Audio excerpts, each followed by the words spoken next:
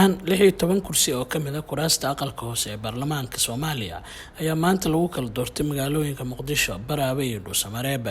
Xubnaha maanta doorashadooda lagu qabtay magaalada Muqdisho ayaa ahaa xildhibaanada matalaada gobolada waqooyi kuwaas oo doorashadooda ay u qabsantay si wanaagsan.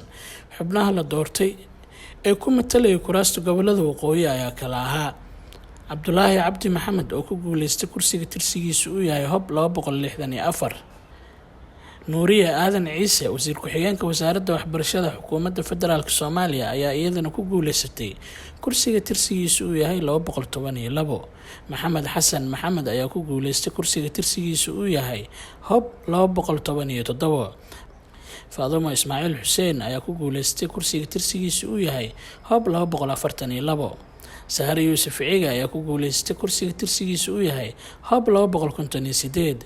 Idris Yuusuf Saalax ayaa isna ku guuleystay kursiga tirsigiisu uu yahay Hob 224. halka Nuuridiin Cabdulaahi oo kamid ahaa bahda saxaafadda Soomaaliyeed uu ku guuleystay kursiga tirsigiisu uu yahay Hob 246.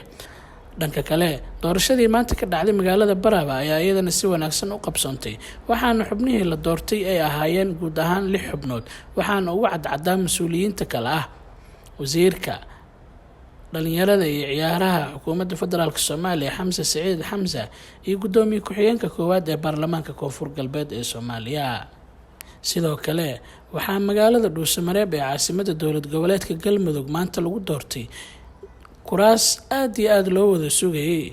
kuraastaasi oo ahaa kuraas tartankooda uu aad u adag yahay balse ay ku soo kala baxeen xildhibaanada kale ah Mahad Maxamed Salaad oo mar kale loo doortay inuu noqdo hoggaanka kursiga tirsigiisu uu yahay Hob 147 iyo gudoomiye ku-xigeenkii hore ee howlaha guud ee gobolka Banaadir Cumar Cali Cabdi ayaa isna ku guuleystay kursiga tirsigiisu uu yahay Hob 35.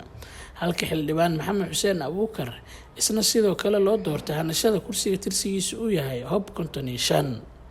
ugu dambeyntii habraaca doorashada ayaa waxa uu sheegayaa in doorashada golaha shacabka baarlamaanka Soomaaliya ay tahay in la soo gabagabeeyo 25 bisha tani aanu ku guda jirno ee February oo ay ka harsan tahay 8 maalmood iyadoona ay dhiman yihiin doorashada 126 xildhibaan.